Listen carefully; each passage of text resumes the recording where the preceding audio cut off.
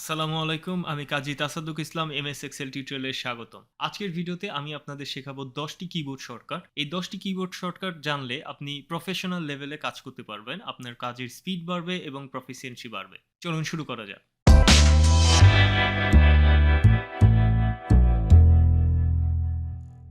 প্রথম keyboard শর্টকাটটি filter add করা এবং রিমুভ করা সম্পর্কে। আমাদের এখানে একটি ডেটা রেঞ্জ আছে। এটা কিন্তু টেবিল না, একদম বেসিক ডাটা রেঞ্জ। আমি এখানে কিছু ডেটা এন্ট্রি করে রেখেছি। আমি যদি যেকোনো একটি সেলে ক্লিক করি এবং প্রেস করি Ctrl+Shift+L, আপনি দেখতে পাচ্ছেন আমাদের হেডার রোতে নেম, এরিয়া এবং সেলসের পাশে একটা ড্রপ ডাউন চলে আসছে। এটাকে বলে ফিল্টার। এখন এখান থেকে যদি আমি ড্রপ ডাউনে ক্লিক করি, যেকোনো একটি ডেটাকে আনসিলেক্ট করলাম এবং ওকেতে ক্লিক করলে শুধুমাত্র আমাদের ফিল্টার ডাটাগুলো দেখাচ্ছে। এখানে আবার ক্লিক করে আমি ক্লিয়ার ফিল্টার করলে সবগুলো ডাটা দেখাচ্ছি। এটাকে বলে ফিল্টার অ্যাড করা। তো ফিল্টার অ্যাড করার কিবোর্ড শর্টকাট হচ্ছে Ctrl+Shift+L।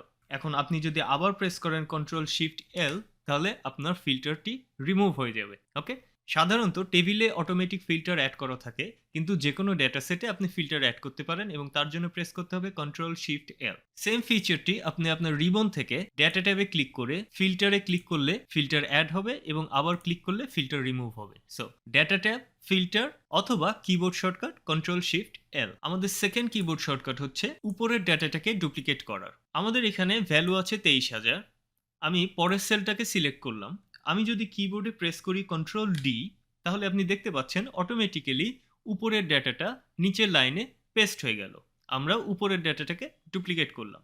এটা যে শুধু ফাঁকা সেলে কাজ করবে এমন না। আপনার এখানে ভ্যালু আছে 90,000, তার উপরের ভ্যালুটা হচ্ছে 1,30,000। আমি যদি এখানেও Ctrl+D প্রেস করি, আপনি দেখতে পাচ্ছেন আমাদের 90,000 ভ্যালুটা রিমুভ হয়ে উপরের ভ্যালুটা নিচে পেস্ট হয়ে গেল।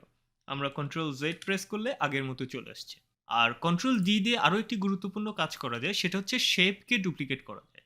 আপনি যে কোনো এলিমেন্টকে, এলিমেন্ট বলতে ইনসার্টে গিয়ে আপনি যদি শেপ সিলেক্ট করেন, এটা একটা এলিমেন্ট। ওয়ার্কবুক এলিমেন্টের মধ্যে শেপ, চার্ট, গ্রাফ এই ধরনের জিনিসগুলো যেগুলোকে আপনি ড্র্যাগ করে মুভ করতে পারেন, এগুলো হচ্ছে এলিমেন্ট। এই এলিমেন্ট যে কোনো একটাকে যদি আপনি সিলেক্ট করে প্রেস করেন Ctrl+D, আপনার এক্সিস্টিং এলিমেন্টটাকে ডুপ্লিকেট করবে। আবার যদি প্রেস করি Ctrl+D, এভাবেই আপনার এলিমেন্টগুলোকে আপনি চাইলে ডুপ্লিকেট করতে পারেন। তাহলে আমাদের অ্যাবভ ভ্যালু মানে উপরের ভ্যালুটাকে নিচের সেলে নিয়ে আসার জন্য আমরা প্রেস করব Ctrl+D, এবং আমাদের শেপ, চার্ট, গ্রাফ এগুলোকেও ডুপ্লিকেট করার জন্য আপনি ব্যবহার করতে পারবেন Ctrl+D। পরবর্তী কিবোর্ড শর্টকাটটি হচ্ছে ফর্মুলাকে শো এবং হাইড করা। আমরা যদি এই সেলটাতে ক্লিক করি, আপনি দেখতে পাচ্ছেন এখানে একটি ফর্মুলা আছে সাম C4 to C8। তার মানে এই রেঞ্জটাকে আমরা সিলেক্ট করে যোগ করেছি এবং এখানে তার রেজাল্ট শো করছে। আমি যদি এখন প্রেস করি Ctrl+Tilt, তাহলে আপনি দেখতে পাচ্ছেন আমাদের ফর্মুলাটা ডিসপ্লেতে চলে আসছে। আমরা অন্য কোথাও যে কোনো কিছু লিখতে পারি, কিন্তু আমাদের ফর্মুলাটা ভিজিবল থাকবে, ফর্মুলার রেজাল্ট না। এবং আমি যদি আবার প্রেস করি Ctrl+Tilt, তাহলে ফর্মুলাটা হাইড হয়ে যাবে। এই কাজটা কখন দরকার হয়? সাপোজ আপনি ফিনান্সিয়াল স্টেটমেন্ট চেক করছেন, তখন আপনাকে দেখতে হবে কোন কোন সেলে বা কোন কোন রোতে ফর্মুলা আছে। সেক্ষেত্রে আপনি Ctrl+Tilde প্রেস করলে আপনি দেখতে পাচ্ছেন কোথায় কোন ফর্মুলা আছে এবং তার প্যারামিটারগুলো কোন কোন সেল সিলেক্ট করে আছে। আবার প্রেস করি Ctrl+Tilt, একই কিবোর্ড শর্টকাট, একটা দিলে আপনি ফর্মুলা শো করবে, একটা দিলে হাইড করবে। এই একই কাজটি আপনি করতে পারবেন ফর্মুলা ট্যাবের শো ফর্মুলা অপশনে। এখানে যদি আমি ক্লিক করি, একই রেজাল্ট। আবার যদি ক্লিক করি, আপনি দেখতে পাচ্ছেন শো ফর্মুলা এবং হাইড ফর্মুলা অপশন। পরবর্তী কিবোর্ড শর্টকাট হচ্ছে অটোসাম। অটোসাম কিবোর্ড শর্টকাটটি আপনি পাবেন ফর্মুলা ট্যাবের অটোসামে। এটা হচ্ছে মেইন ফিচার, যেটা আমরা কিবোর্ডের মাধ্যমে এখানে ইউজ করব। আপনি অটোসামে হোভার করলে দেখতে পাচ্ছেন অল্টার ইকুয়াল টু। আমি যদি প্রেস করি অল্টার ইকুয়াল, আমাদের অটোসাম ফিচারটি অ্যাড হয়ে গেল। আমি যদি এন্টার প্রেস করি, আপনি দেখতে পাচ্ছেন আমাদের অটোসাম ফিচার এখানে অ্যাড হয়ে গিয়েছে।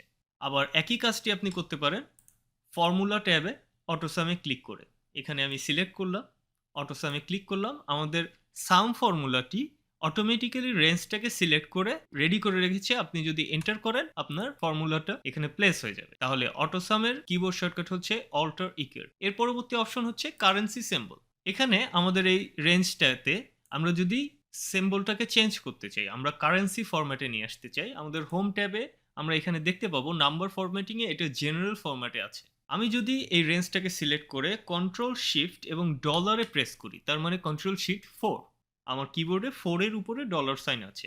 আপনার সেলটা কারেন্সিতে ফরম্যাট হয়ে যাবে এবং ডলার সাইন এড হয়ে যাচ্ছে। আপনার এখানে বিডিটিও থাকতে পারে, যেকোনো কারেন্সি সিম্বলই থাকতে পারে, যেটা আপনার সিলেক্ট করা থাকবে, যেটা আপনার ডিফল্ট কারেন্সি হিসেবে থাকবে, সেটাই আপনার এখানে দেখাবে। কিন্তু কিবোর্ড শর্টকাট হচ্ছে Ctrl+Shift+$, এবং এখানে আপনি নাম্বার ট্যাবে মানে হোম ট্যাবের নাম্বার ফরম্যাটিং এ আপনি দেখতে পাচ্ছেন এই রেঞ্জগুলোর ফরম্যাটিংটা চেঞ্জ হয়ে কারেন্সিটা কনভার্ট হয়ে গিয়েছে। পরবর্তী অপশনটা আমরা দেখব পার্সেন্টেজ ফরম্যাটিং। এখানে আমাদের কিছু ডেসিমেল নাম্বার আছে, এটাকে যদি আমরা পার্সেন্টেজে কনভার্ট করতে চাই, আমরা হোম ট্যাবের এই পার্সেন্টেজে যদি ক্লিক করি, এটা আমাদের পার্সেন্টেজে কনভার্ট হয়ে যাবে। এই সেম কাজটা আমরা কিবোর্ড শর্টকাটের মাধ্যমে করতে পারি, সেটা হবে Ctrl+Shift এবং পার্সেন্টেজ, তার মানে হচ্ছে Ctrl+Shift+5। তাহলে এভাবে আমরা ডেসিমেল নাম্বারকে বা যে কোনো নাম্বারকে পার্সেন্টেজে কনভার্ট করতে পারি। এর পরবর্তী কিবোর্ড শর্টকাটটা হচ্ছে আজকের ডেট, টুডেজ ডেট। আমরা যদি কন্ট্রোল প্রেস করে সেমিকলনে প্রেস করি, আপনি দেখতে পাচ্ছেন আজকের ডেটটা অটোমেটিক্যালি প্লেস হয়ে গেল। এটা কোনো ফর্মুলা আকারে না, এটা হার্ড কোডের ডেট ফরম্যাটে আমাদের ডেটাটাকে শো করবে। আমরা যদি এই সেলটাকে সিলেক্ট করি, আমাদের এখানে নাম্বার ফরম্যাটিংয়ে আমরা দেখতে পাবো এটা ডেট আকারে অলরেডি ফরম্যাট হয়ে গিয়েছে। ওকে, আমরা আবার যে কোনো সেলে সিলেক্ট করব, কন্ট্রোল এবং সেমিকলন প্রেস করলে আমাদের আজকের ডেটটা পেস্ট হয়ে যাবে সেই নির্দিষ্ট সেলে। ডেটা এন্ট্রির সময় টুডেজ ডেট এন্টার করাটা খুবই ইম্পর্টেন্ট। সেক্ষেত্রে বারবার ম্যানুয়ালি ডেট লেখার থেকে বেস্ট ওয়ে হচ্ছে আপনি কন্ট্রোল প্রেস করে সেমিকলন প্রেস করবেন এবং আপনার আজকের ডেটটা এখানে প্লেস হয়ে যাবে। পরবর্তী কিবোর্ড শর্টকাট হচ্ছে কারেন্ট টাইম। এখন কয়টা বাজে, এক্স্যাক্ট টাইমটা যদি আপনি আপনার সেল যে কোনো সেলে পেস্ট করতে চান, যেমনটা আমরা ডেটে করেছি, তার জন্য আপনি প্রেস করবেন Ctrl+Shift এবং কোলন। আপনি দেখতে পাচ্ছেন এখানে কারেন্ট টাইমটা দেখাচ্ছে 5টা 13। আমি যদি আবার অন্য কোনো সেলে সিলেক্ট করি Ctrl+Shift:, এখানেও আপনি দেখতে পাচ্ছেন এখন 5টা 14 বাজে এবং সেই টাইমটা এখানে পেস্ট হয়ে গেল। পরবর্তী কিবোর্ড শর্টকাটটা হচ্ছে একই সেলে নতুন লাইন তৈরি করার কিবোর্ড শর্টকাট। এটা খুবই ইম্পর্টেন্ট, মাঝে মাঝে খুবই ঝামেলায় ফেলে দেয় যদি আপনি এই কিবোর্ড শর্টকাটটা না জানেন। সাপোজ আমি এখানে লিখছি গুড ইভিনিং। এখন যদি আমি এই নির্দিষ্ট সেলে মানে যে সেলে আমি লিখছি সেম সেলে কিন্তু পরের লাইনে যদি আমি ইভিনিং লিখতে চাই, সেক্ষেত্রে আমাকে প্রেস করতে হবে Alt+Enter। আপনি দেখতে পাচ্ছেন আমাদের গুডের পরে কিন্তু আমরা স্পেস দিইনি, পরের লাইনে আমরা চলে আসলাম, কিন্তু সেলটা আমাদের নেম বক্সে দেখেন B4, মানে সেম সেলেই আছি, পরের লাইনে আমরা দেখব। এখানে যদি আমি লিখি আফটারনুন এবং এন্টার প্রেস করি, আপনি দেখতে পাচ্ছেন এটাকে যদি আমি রিসাইজ করি সেলটাকে, গুড একটি লাইনে আছে, আফটারনুন আরেকটা লাইনে আছে।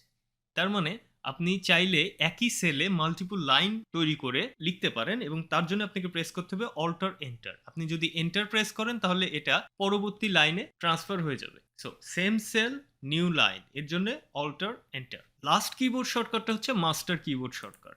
আপনি উইন্ডোজ যদি ইউজ করে থাকেন, সেক্ষেত্রে আপনি যদি অল্টারে প্রেস করেন, আপনি যে কোনো মেনুতে বা কমান্ডে পৌঁছাতে পারবেন যেগুলো আপনার রিবনে লিস্টেড আছে। রিবন কোন পার্টটুকু, আমাদের ফর্মুলা বার নেম বক্সের উপরে সম্পূর্ণটাই হচ্ছে রিবন। এখানে এটা হচ্ছে কুইক অ্যাক্সেস টুলবার। আমরা রিবন সম্পর্কে বিস্তারিত ভিডিও দিয়েছি, আশা করি সেখান থেকে আপনি বুঝতে পেরেছেন। তো আমি যদি অল্টার প্রেস করি, আমাদের রিবনের প্রত্যেকটা মেনুর পাশে একটা করে অক্ষর লেখা আছে এবং কিছু কিছু জায়গায় নাম্বার লেখা আছে। আমি যদি এখন ফর্মুলা ট্যাবে কোথাও নেভিগেট করে যেতে চাই, সেক্ষেত্রে আমি যদি এম প্রেস করি, আপনি দেখতে পাচ্ছেন অন্য মেনুগুলো কিন্তু এখন হিডেন আছে, ফর্মুলা ট্যাবটা ওপেন হয়ে গেল এবং ফর্মুলা ট্যাবের বিভিন্ন কমান্ডকে বিভিন্ন নাম্বার বা বিভিন্ন অক্ষর দিয়ে সাজানো হয়েছে। এক্ষেত্রে আপনি যদি এইচ প্রেস করেন তাহলে শো ফর্মুলার এই অপশনটি দেখাবে। আপনি যদি এখান থেকে এন প্রেস করেন তাহলে নেম ম্যানেজার ওপেন হবে। তার মানে যে মেনুতে আপনি যেতে চান তার নিচে আপনি যে অক্ষরটা বা যে নাম্বারটা দেখতে পাবেন সেটাই হবে আপনার কিবোর্ড শর্টকাট। এখন আমি যদি এখান থেকে এন প্রেস করি, আপনি দেখতে পাচ্ছেন আমাদের নেম ম্যানেজার ওপেন হয়ে গেল। তার মানে আপনি অল্টার প্রেস করলে আপনার কিবোর্ড শর্টকাট রেডি হয়ে যাচ্ছে। সবগুলো মেনু যা কিছু আপনি রিবনে দেখতে পাচ্ছেন তার জন্য আপনি যে মেনুতে যেতে চান সেই মেনুর নিচে বা আশেপাশে আপনি দেখবেন কোন অক্ষর ভিজিবল হয়েছে। এখন এখানে হোম ট্যাবে যেতে হলে আমাকে এইচ প্রেস করতে হবে, কারণ হোমের নিচে এইচ লেখা আছে। এখানে যদি আমি প্রেস করি, আমি এখন হোম ট্যাবের ভিতরে চলে আসলাম। এখন যদি আমি বোল্ড করতে চাই কোনো লেখাকে, আমাকে 1 প্রেস করতে হবে। আমি যদি একটা সেলকে হাইলাইট করতে চাই, আমাকে এইচ প্রেস করতে হবে। এবং এভাবে আপনি যা কিছু করতে চান সবকিছু আপনার এখানে লিস্টেড আছে। এই লিস্ট করা নাম্বারগুলোকে দেখবেন এবং সেটা কিবোর্ডে প্রেস করবেন। এটাই হবে আপনার মাস্টার কিবোর্ড শর্টকাট। এই একটা শর্টকাট দিয়ে আপনি মোটামুটি আপনার রিবনে যা কিছু আছে সব আপনি ট্যাকেল করতে পারবেন। আশা করি ভিডিওটি ভালো লেগেছে। যদি ভিডিওটি ভালো লেগে থাকে অবশ্যই ভিডিওটিতে একটি লাইক দিবেন এবং ভিডিওটি শেয়ার করবেন। এরকম ভিডিও পেতে চাইলে অবশ্যই চ্যানেলটি সাবস্ক্রাইব করবেন। আসসালামু আলাইকুম।